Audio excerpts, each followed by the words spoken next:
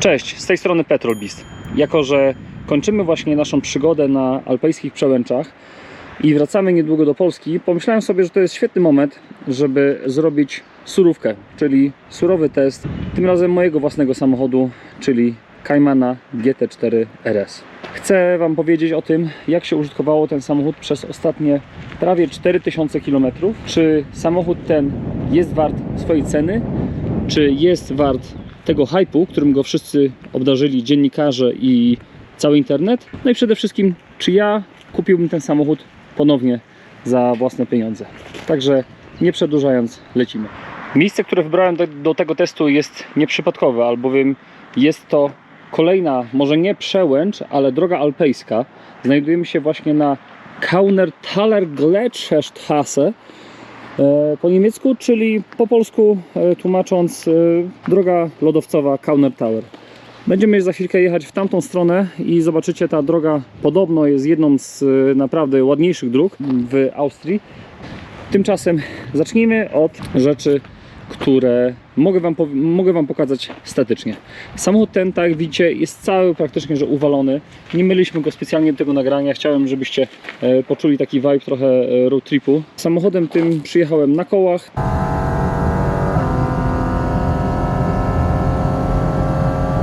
Olej był zmieniony w Monachium. Dotarliśmy do Porsche Centrum Olympia Park. Jest godzina 8 rano i zostawiamy auto na pierwszą wymianę oleju. I na tym zmienionym oleju, po tej pierwszej zlewce, normalnie już samochód użytkowałem w pełnych jego właściwościach. Co można o tym samochodzie tak naprawdę powiedzieć, czego nie powie Wam internet, a co mogę powiedzieć ja jako użytkownik tego auta? Przede wszystkim to, że ten samochód jest zaskakująco praktyczny. Otóż zobaczcie tylko na to. Cyk. Pierwszy bagażnik. Zobaczcie, jaka duża, ogromna kabinówka nam weszła. Torba z laptopem, trochę pierdół. Tutaj mamy, zobaczcie, zapas bananów, oleju, jakieś pierdoły. I tak naprawdę spokojnie dwie duże kabinówki tutaj wchodzą. Ale oprócz tego mamy drugi bagażnik. I tutaj robi się już ciekawie, bo możemy sobie wysuszyć gaciorki. Zobaczcie, bardzo ładnie można sobie na klatce powiesić właśnie tego typu spodenki. Macie dodatkową przestrzeń na torby. Jedna miękka torba, plecak odchudzony trochę, druga miękka torba ze sprzętem wideo i jeszcze klapeczki i inne pierdółki by nam się tutaj zmieściły. Ale muszę Wam powiedzieć, że bez problemu zapakujecie się tutaj na kilkudniowego road tripa po Europie i nie będziecie żałowali, że pojechaliście tak sportowym i hardkorowym samochodem. A jeśli chodzi o hardcore tak naprawdę w tym aucie, to przede wszystkim, tak jak widzicie, bardzo mocno trzeba uważać na te koła 20. Samochód jest naprawdę niski, nisko się siedzi, ciężko ocenić trochę czasami przy manewrowaniu, w jaki sposób można ocenić jakieś odległości i tak dalej. W aucie przede wszystkim też zastosowano niesamowicie wręcz twarde zawieszenie, ale o tym powiemy sobie, jak już wsiądziemy i pojadę kawałek. Samochód jest ultra niski, tak jak widać na tych nagraniach, praktycznie, że przestrzeń pomiędzy przednim nadkolem a oponą, ja ledwo wciskam jeden palec. Tutaj nie mamy za dużo tej przestrzeni, nie mamy za dużo miejsca na tak zwany wheel travel, ale na szczęście zdecydowałem się na dokupienie podnoszonej przedniej osi. Ona wówczas się podnosi o aż 4 cm tutaj i powiem Wam, że w dosyć znaczący sposób ułatwia użytkowanie tego samochodu na jakichkolwiek drogach. Przy czym z góry zaznaczam, że zdarzyło mi się sporadycznie zapomnieć podnieść samochód, a tak czy inaczej przejechałem przez jakieś zwalniacze i inne przeszkody. Także nie jest tak źle, jakby się mogło wydawać. Kolejną rzeczą, którą uważam, że mamy super w tym aucie, jest powiększony zbiornik paliwa. Jest sobie taką ładną, widzicie jak schodzi ciśnienie z baku, sobie taką ładną dokupiłem akcesoryjną zakrętkę wlewu paliwa. Oczywiście do samochodu lejemy tylko 9,8, chyba że naprawdę jesteście pośrodku pustyni i nic innego oprócz 9,5 nie jest dostępne. Niemniej muszę przyznać, że w tym samochodzie zaskakuje i to na duży plus zużycie paliwa. Przeparkowałem samochód trochę w słońce, żebyście widzieli więcej detali, bo w cieniu jednak trochę ginie nam tych szczegółów. Jednocześnie podniosłem samochód, żebyście widzieli, w jaki sposób zmienia się diametralnie jego wysokość. W tej chwili już prawie 3 palce jestem w stanie włożyć, a to naprawdę pozwala przy takim prześwicie przejechać spokojnie każdy garb bez żadnego problemu. Co więcej, tutaj mamy do czynienia z takimi wylotami powietrza. No, ma to za zadanie oczywiście zmniejszać ciśnienie w nadkolu i podejrzewam, że spełnia swoją rolę. Niemniej przy drodze, na której macie trochę takiego żwirku, trochę takich kamieni leżących luźno, może się zdarzyć, że siatki, które tutaj są w środku, no nie pomogą Wam. Zresztą zobaczcie sami, widać takie małe, drobne, taką drobnicę, która tutaj jest, która cały czas się zbiera. Ja przez to zdecydowałem się dodatkowo okleić frontową szybę PPF-em, żeby tak naprawdę zminimalizować ryzyko tego, że no niestety jakby taki jeden właśnie z tych kamyków przeciśnie się przez tą siateczkę i przebije szybę.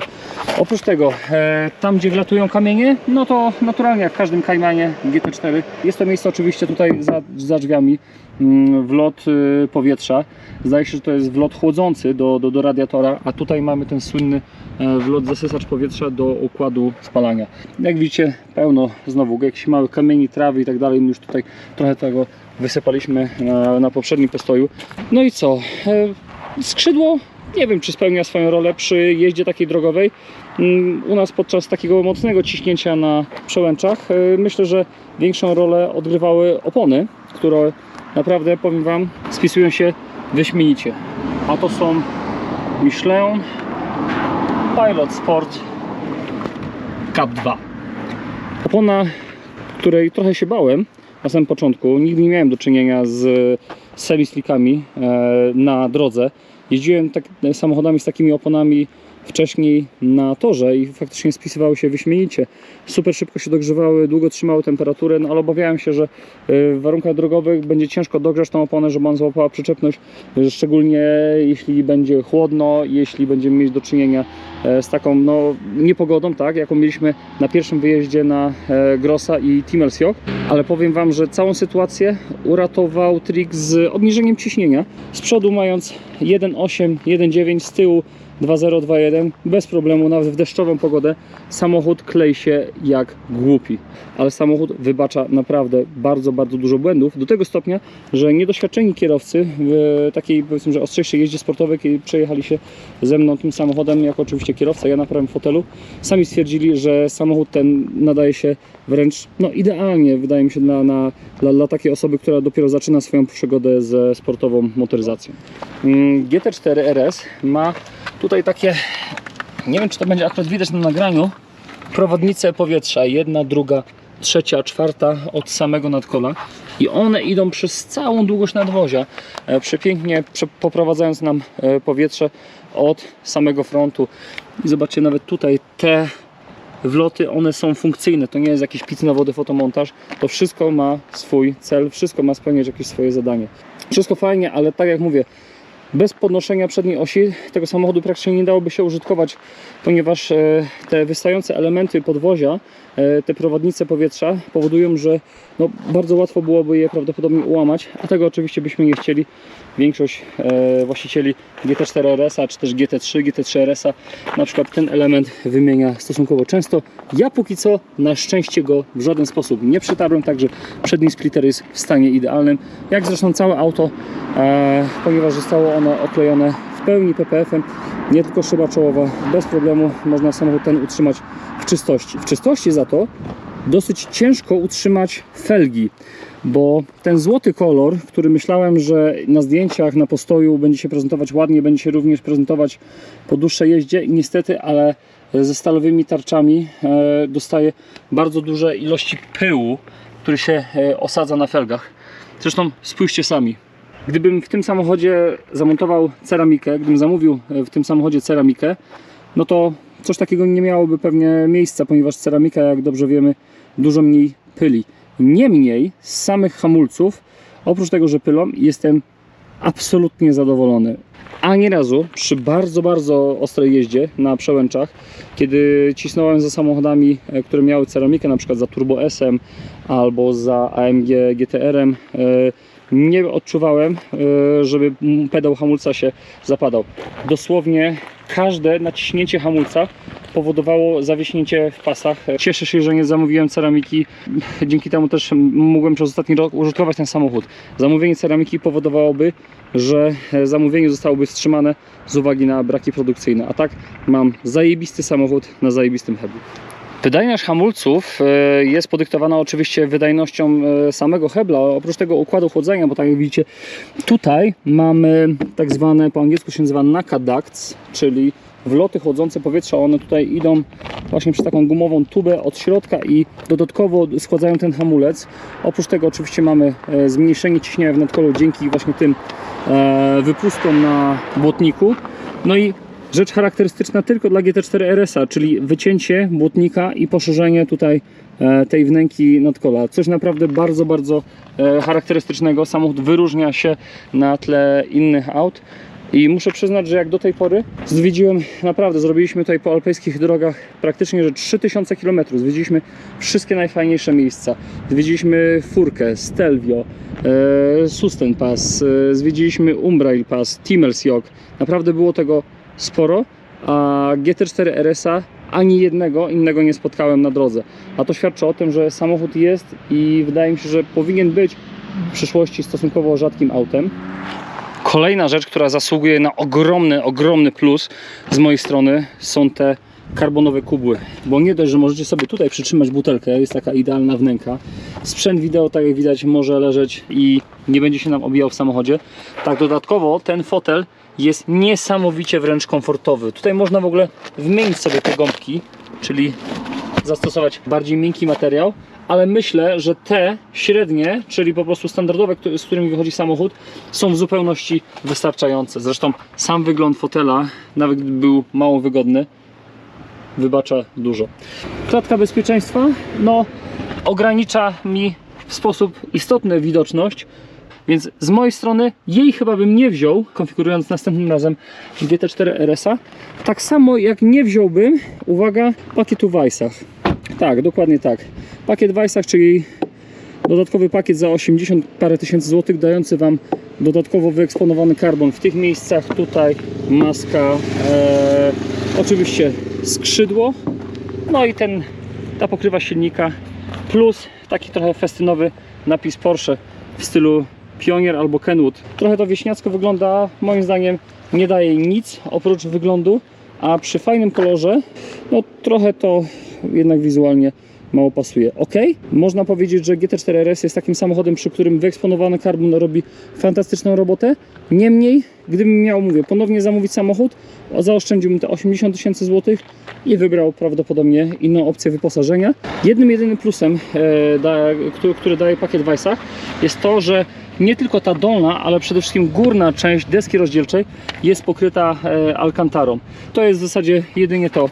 No, końcówki wydechór tytanowe produkowane, robione przez Akrapa, to też jest fajny element, ale wydaje mi się, że same końcówki to jest zbyt mało, żeby dać temu samochodowi, żeby wyróżnić się od standardowej wersji kosztującej właśnie bagatela 80 parę tysięcy złotych mniej. To w zależności od cennika. Ja zamawiając ten samochód w roku modelowym 2022 miałem dużo niższe ceny. W tej chwili sama podstawa jest droższa o ponad 50 tysięcy złotych, co moim zdaniem już faktycznie pozycjonuje ten samochód w gronie takich, no, zdecydowanie najdroższych aut dostępnych na rynku wśród aut sportowych. Niemniej, wydaje mi się, że o tym aucie można śmiało powiedzieć jako okazji za pieniądze, które daje, ponieważ i właśnie tutaj chciałem przejść do kolejnych plusów, ale o nich będę mógł opowiedzieć dopiero jak zasiądę za kierownicą.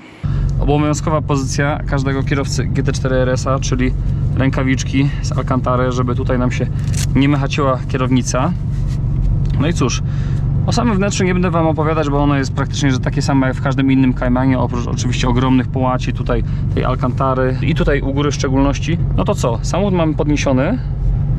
Ja w tej chwili wyjadę sobie kawałek z kamieni. Dobra. i możemy wyjeżdżać. W międzyczasie opuszczę zawieszenie. Można powiedzieć, że ruszamy.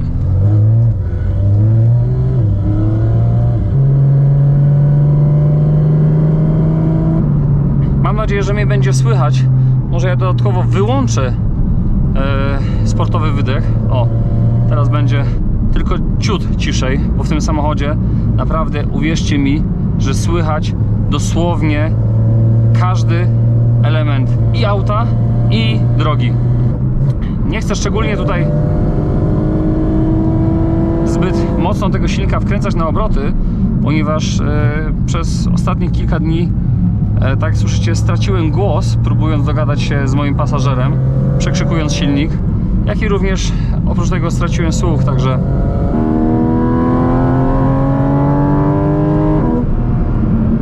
ten samochód nie jest polecany dla kogoś, kto dba o swój słuch. Ale fantastyczna droga. Trochę nierówna, ale bardzo fajna i kręta. No właśnie, a propos nierówności, do tego nie dotarłem. W tym samochodzie jest ultra twardo. Nieprawdopodobnie twardo. Twardo jak kamień. Myślę, że te określenia wciąż nie są w stanie oddać tego, jak twarde jest to zawieszenie. Nie mamy tutaj do czynienia z samochodem, w którym byście z miłą chęcią pokonali tysiące kilometrów po jakichkolwiek drogach, bo wierzcie mi, prędzej czy później natraficie na jakieś nierówne sekcje, tak jak tutaj na przykład. I wówczas waszą dupę będzie chronić jedynie ultra wygodny fotel kubełkowy, bądź też standardowy. Ja z tego powodu zdecydowałem się ten samochód użytkować głównie na drogach Europy, głównie na drogach alpejskich. No, tej drogi niestety nie przewidziałem, że będzie tak nierówna, ale nie jest ona aż tak zła jak niektóre ulice w moim rodzimym Poznaniu. Także zdecydowanie przyjemnie użytkuje się ten samochód na równych jak stół i szerokich drogach Szwajcarii, Austrii, względnie Niemiec. Ciekawostka jest taka, że GT4 RS posiada jeszcze przycisk usztywnienia zawieszenia, ale autentycznie nie wiem, po jaką cholerę miałbym go włączać, bo nawet na najrówniejszych sekcjach, zjadąc z bardzo dużymi prędkościami, nie poczułem wychyłu tego samochodu. A kiedy włączyłem ten przycisk, mogę to zrobić również teraz, jazda tym samochodem staje się praktycznie niemożliwa na drogach publicznych. Dobra, nierówna nawierzchnia za nami. Możemy trochę odpalić tej rakiety za naszymi plecami, bo powiem wam, że naprawdę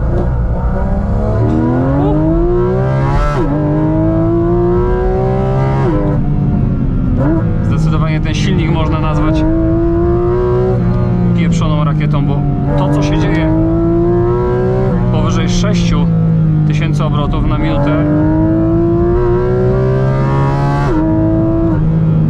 jest po prostu jakąś poezją motoryzacyjną. Nie wiem, czy kiedykolwiek będziemy w stanie doświadczyć w świecie motoryzacji tak wspaniałego silnika, kręcącego się tak wysoko i jednocześnie brzmiącego w kabinie tak wspaniale jak w GT4 RS-ie. Myślę, że ten samochód trzeba celebrować na każdy możliwy sposób, chociażby ze względu na ten silnik.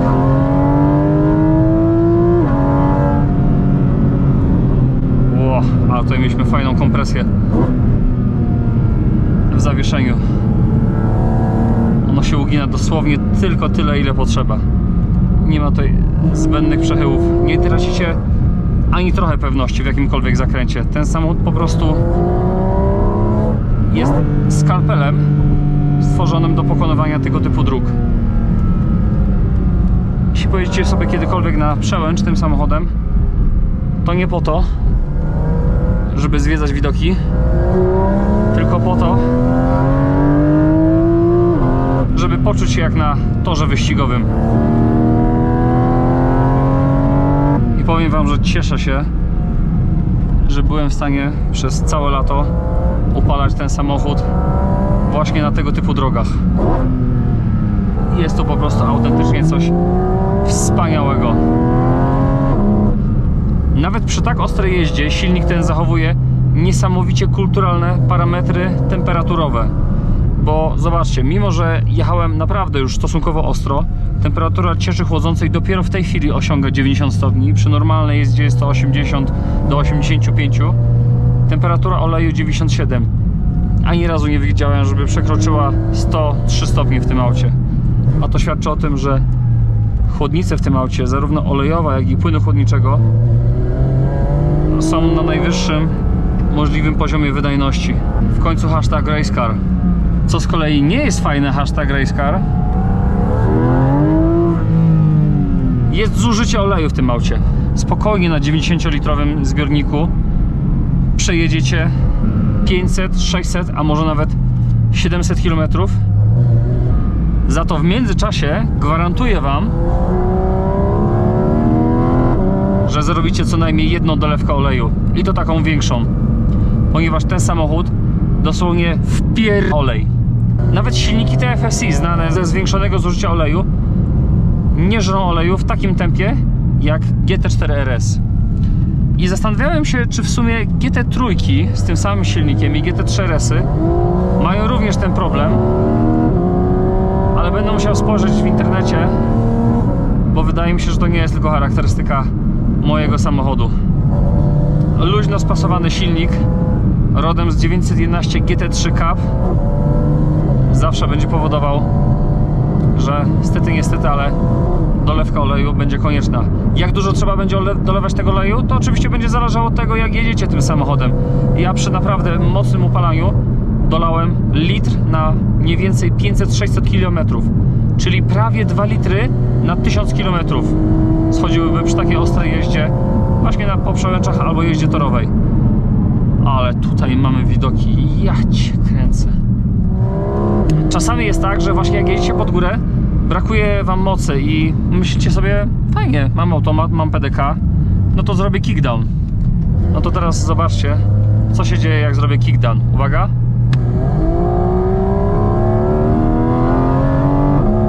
Widzieliście, jak duża zwłoka była w tym samochodzie? A byliśmy w trybie normalnym. Teraz pokażę Wam, jaka zwłoka jest, jak duża zwłoka jest wciąż w trybie sport. Uwaga! Kickdown.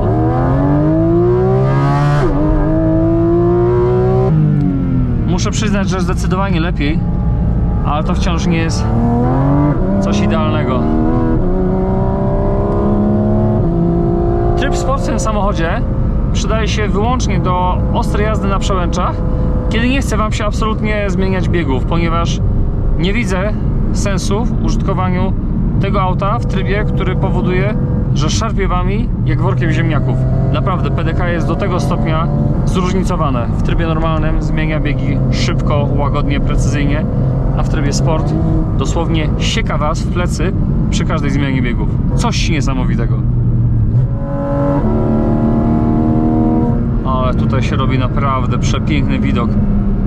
Dosłownie jakbyśmy byli w połączeniu Alp i Szkocji.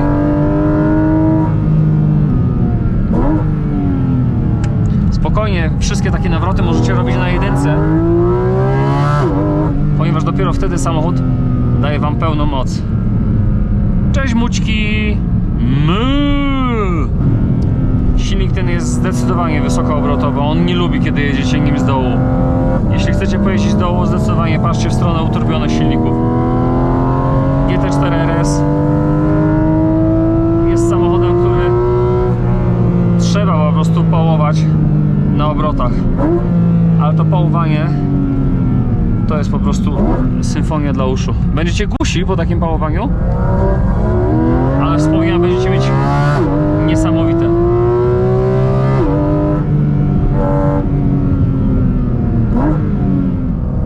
Wyłączę tryb sport i trochę zwolnię, bo wypadałoby podsumować ostatni rok z tym samochodem. Pytanie numer 1. Czy samochód ten jest wart swojej ceny?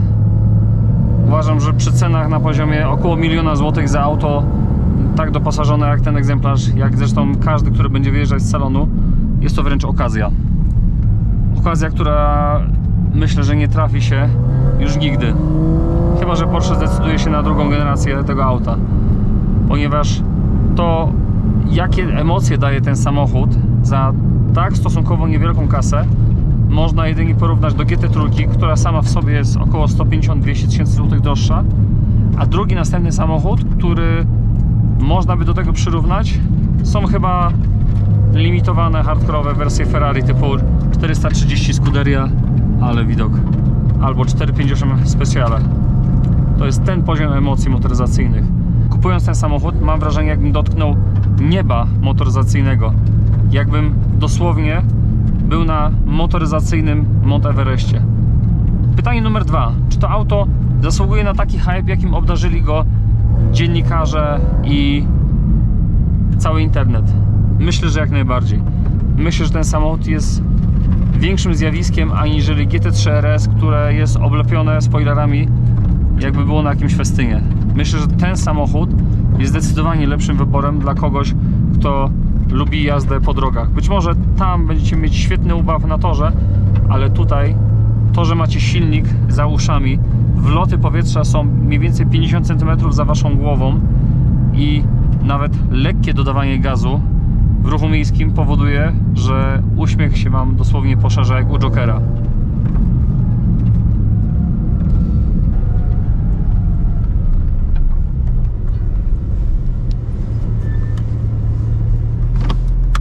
I wreszcie pytanie numer 3. Czy kupiłbym ten samochód ponownie? Absolutnie, bez żadnego wahania. Jest to najlepsze auto sportowe, z jakim miałem do czynienia i prawdopodobnie będę miał. Wielkie brawa Porsche, chapeau bas za to, co zrobiliście. Mam nadzieję, że podobał wam się test GT4 RS-a na tej przepięknej dosłownie drodze alpejskiej prowadzącej w zasadzie donikąd, bo do ośrodka narciarskiego w Kauner Tower. Po więcej tego typu materiałów z GT4 RS-em, z przełęczami i z moją motoryzacyjną przygodą, subskrybujcie kanał, dajcie lajka, napiszcie komentarz, czy wam się podobało, a tymczasem do zobaczenia w kolejnym odcinku. Ciao!